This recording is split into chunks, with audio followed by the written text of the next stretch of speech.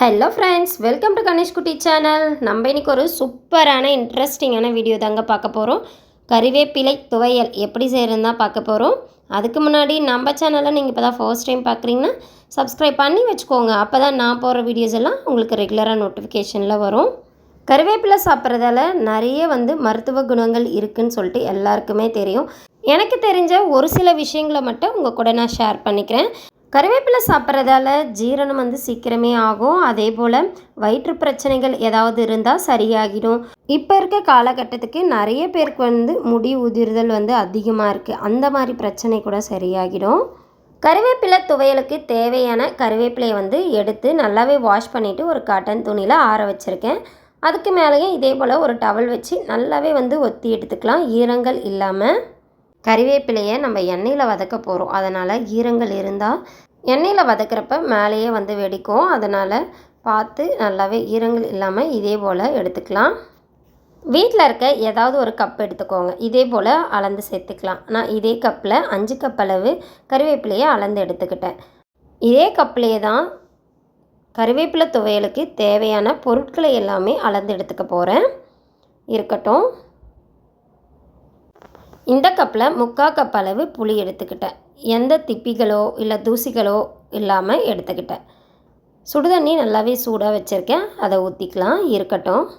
இந்த டைமில் கறிவேப்பிலை ஊறுகாய்க்கு தேவையான பொடியை ரெடி பண்ணிடலாம். அதுக்கு ஃபஸ்ட்டில் ஒரு கடாயை அடுப்பில் வச்சுக்கிட்டேன். கடாய் நல்லாவே சூடாகிடுச்சு. இந்த டைமில் 1.5 ஸ்பூன் அளவு கடுகு சேர்த்துக்கலாம். கடுகு நல்லா வெடித்து வரட்டும். கடுகோட தன்மை சீக்கிரமே வெடிக்கக்கூடியது. அதனால் சிம்மில் வச்சுக்கலாம் கேஸை. 1/2 ஸ்பூன் அளவு வெந்தயம் சேர்த்துக்கிட்டேன். சேர்த்துட்டு நல்லாவே மிக்ஸ் பண்ணி விட்டுக்கலாம். கூடவே 1 ஸ்பூன் அளவு தனியா பொடி சேர்த்துருக்கேன். உங்கள்கிட்ட முழு தனியாக இருந்தால் சேர்த்துக்கோங்க. இதுவுமே முழு தனியாவை அரைச்சி வச்ச பொடி தான். அதனால் 1 ஸ்பூன் அளவு சேர்த்துட்டு ஒரு பிளேட்டுக்கு மாற்றிக்கலாம். அதே கடாயிலே 4லேருந்து 5 டேபிள் ஸ்பூன் அளவு சமையல் எண்ணெய் சேர்த்துக்கிட்டேன். எண்ணெய் நல்லாவே சூடானதும் எடுத்து வச்சுருக்க கறிவேப்பிலையை உள்ளார சேர்த்துடலாம். சேர்த்தாச்சு. இப்போ நல்லா மிக்ஸ் பண்ணி விட்டுக்கலாம். நல்லாவே வதங்கி வரட்டும். ரொம்பவே மொறுமொறுன்னு வதங்கி வரணும்னு அவசியம் இல்லை. நான் உங்களுக்கு காட்டுறேன் பாருங்கள். அந்த பதத்தில் இருந்தால் ஓகே தான். கறிவேப்பிலை சர்க்கரை நோயாளிகளுக்குலாம் ரொம்பவே நல்லது. சர்க்கரையை கண்ட்ரோலாக வச்சுக்கிறதுக்கு ரொம்பவே யூஸ்ஃபுல்லாக இருக்குது கறிவேப்பிலை. அதனால் சாப்பாட்டில் கண்டிப்பாக சேர்த்துக்கோங்க. பாருங்கள், கறிவேப்பிலை இந்த பதத்தில் இருக்கிறப்ப ஸ்டவ் ஆஃப் பண்ணிடலாம். இருக்கட்டும். அதே கடாயிலே ஊற வச்சுருந்த புளியை சேர்த்துடலாம். சேர்த்துட்டு நல்லாவே மிக்ஸ் பண்ணி விட்டுக்கலாம். நல்லாவே கட்டி ஆகிற வரையிலும் மிக்ஸ் பண்ணி விட்டுக்கலாம். ஏன்னா இதில் இருக்க தண்ணியெல்லாம் சுண்டி வரணும். அதனால தான் நம்ம புளி தண்ணியாக கூட சேர்க்கலாம். அந்த மாதிரி சேர்க்குறதால சீக்கிரமே துவையல் ஸ்மெல் வந்துடும். அதனால் இதே போல் நல்லா வதக்கிட்டு திக்கான பிறகு புளியை சேர்த்து அரைச்சோம்னா ரொம்ப நாள் கெடாமல் இருக்கும். அதாவது 1 மந்த் 2 மந்த் வரல கூட நம்ம வெளியிலே வச்சு கூட யூஸ் பண்ணிக்கலாம். இந்த டைமில் வறுத்து வச்சுருக்க மசாலாவை போட்டு அரைச்சி எடுத்துகிட்டு வந்துடலாம். பொடி ரெடி ஆகிடுச்சு பாருங்கள். இதே போல் ரொம்பவும் மசியக்கூடாது, ரொம்பவும் மசியாமல் இருக்கக்கூடாது. இந்த அளவில் கொரன்னு இருந்தால் ஓகே தான். இதுலேயே நம்ம வதக்கி வச்சுருக்க புளியை நல்லா ஆறின பிறகு சேர்த்துக்கலாம். சேர்த்துட்டு நல்லாவே பிளெண்ட் பண்ணி எடுத்துகிட்டு வந்துடலாம்.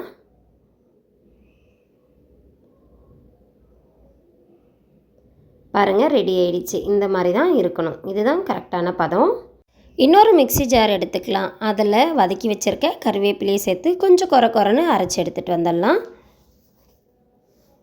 கறிவேப்பிலை சாப்பிடாதவங்களுக்கு தான் இந்த மாதிரி துவையல்னா. கறிவேப்பிலை சாப்பிட்றவங்க கண்டிப்பாக சாப்பாட்டில் கறிவேப்பிலையை சேர்த்து சாப்பிடுங்க. மணமாகவும் சுவையாகவும் இருக்கும். பாருங்கள், அரைச்சி எடுத்துகிட்டு வந்தாச்சு. இந்த டைமில் ஆல்ரெடி நம்ம அரைச்சி வச்சுருக்க புளி ப்ளஸ் பொடி இந்த விழுதை உள்ளார சேர்த்துக்கலாம். சேர்த்துட்டு நல்லாவே பிளெண்ட் பண்ணி எடுத்துக்கலாம். இந்த டைமில் தேவைப்பட்டால் கொஞ்சமாக தண்ணி கூட சேர்த்துக்கலாம். நான் இன்றைக்கி 2 டேபிள் ஸ்பூன் அளவு எண்ணெய் சேர்த்து அரைச்சிக்கிட்டேன். தண்ணி தேவைப்பட்டால் சுடு தண்ணி வச்சு ஆற வச்சு சேர்த்துக்கோங்க. பச்சை தண்ணி சேர்த்திங்கன்னா சீக்கிரமே ஸ்மெல் வந்துடும். அரைச்சி எடுத்துகிட்டு வந்த கறிவேப்பிலை விழுதில் 3/4 கப் அளவு தனி மிளகாய்த்தூள் சேர்த்துக்கிட்டேன். 3/4 கப்புக்கு கீழே 1/4 கப் அளவு தூள் உப்பு சேர்த்துக்கிட்டேன். சேர்த்துட்டு நல்லாவே அரைச்சி எடுத்துகிட்டு வந்துட்டேன். பாருங்கள், நல்லாவே மசிஞ்சு வந்துருச்சு. நம்ம கருவேப்பிலை சேர்த்து அரைக்கிறதால மசியாது. அதனால் கொஞ்சமாக சுடுதண்ணி வச்சு ஆற வச்சு சேர்த்துக்கோங்க. எனக்குமே தண்ணி தேவைப்பட்டது. நான் 1/4 டம்ளர் தண்ணி சுடுதண்ணி வச்சு ஆற வச்சு சேர்த்துக்கிட்டேன். அதே போலவே நீங்களும் சேர்த்து அரைச்சிக்கோங்க.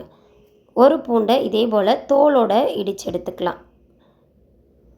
பாருங்கள், நல்லாவே இடித்து எடுத்துக்கிட்டேன். இருக்கட்டும். அடுப்பில் கடாயை வச்சுக்கிட்டேன். கடாய் நல்லாவே சூடான பிறகு 5லேருந்து 6 டேபிள் ஸ்பூன் அளவு எண்ணெய் சேர்த்துக்கிட்டேன். எண்ணெய் நல்லாவே சூடான பிறகு 1 ஸ்பூன் அளவு கடலைப்பருப்பு சேர்த்து பொன்னிறமாக ஆன உடனே 1 ஸ்பூன் அளவு கடுகு சேர்த்துக்கிட்டேன். கடுகு நல்லா பொரிஞ்சதும் 1/2 ஸ்பூன் அளவு ஜீரகம் சேர்த்துக்கிட்டேன். சேர்த்துட்டு இடித்து வச்சுருக்க பூண்டு பல்லை உள்ளார சேர்த்துக்கலாம். தோலோடு சேர்க்குறப்ப தான் மணமும் சுவையும் அவ்வளோ அழகாக சூப்பராக இருக்கும், அட்டகாசமாக. சேர்த்துட்டு நல்லாவே மிக்ஸ் பண்ணி விட்டுக்கலாம்.